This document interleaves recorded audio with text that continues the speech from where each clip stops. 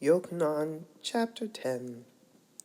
Yes, indeed, I tell you, the person who doesn't enter the sheep pen through the door, but climbs in some other way, is a thief and a robber.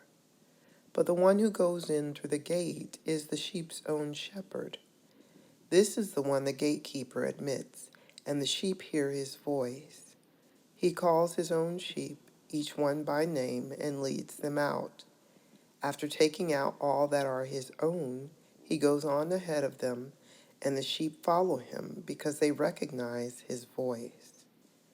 They never follow a stranger, but will run away from him because strangers' voices are unfamiliar to them. Yeshua used this indirect manner of speaking with them, but they didn't understand what he was talking to them about. So Yeshua said to them again, Yes, indeed, I tell you that I am the gate for the sheep. All those who have come before me have been thieves and robbers, but the sheep didn't listen to them. I am the gate. If someone enters through me, he will be safe and will go in and out and find pasture. The thief comes only in order to steal, kill, and destroy. I have come so that they may have life in its fullest measure.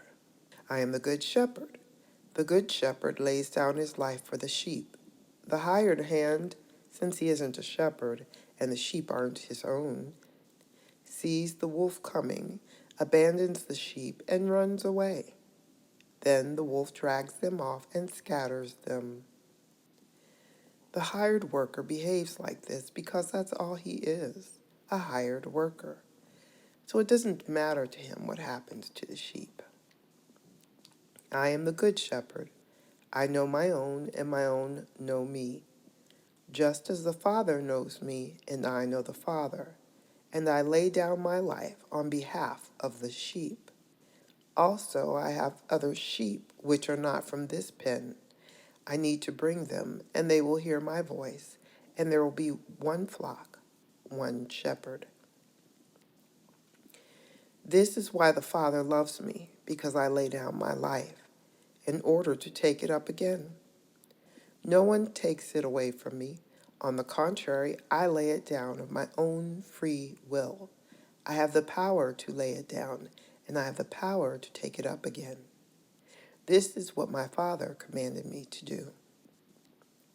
Again, there was a split among the Judeans because of what he said. Many of them said, He has a demon, and he's Meshuggah.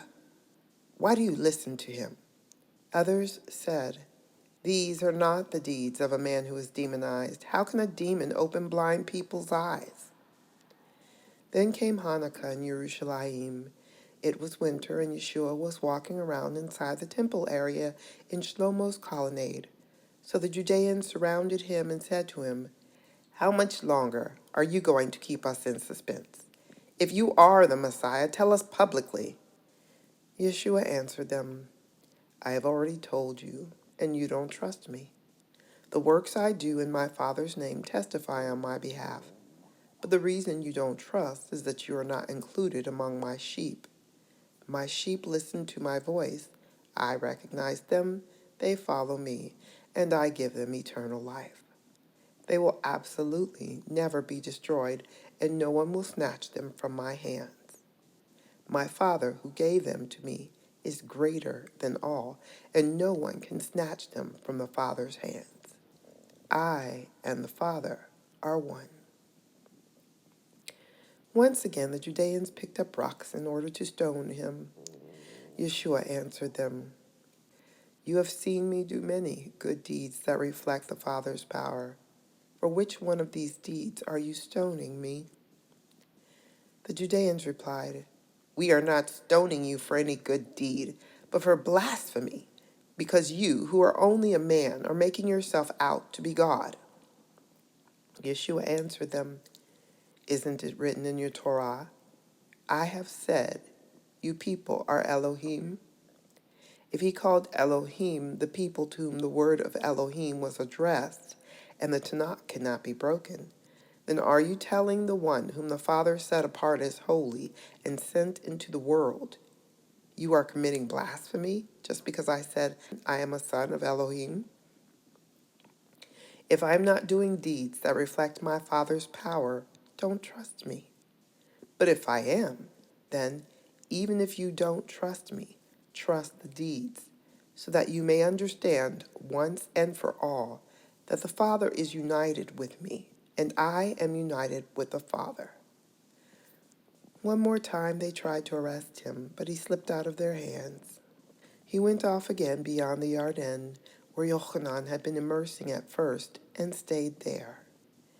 Many people came to him and said, Yochanan performed no miracles, but everything Yochanan said about this man was true. And many people there put their trust in him.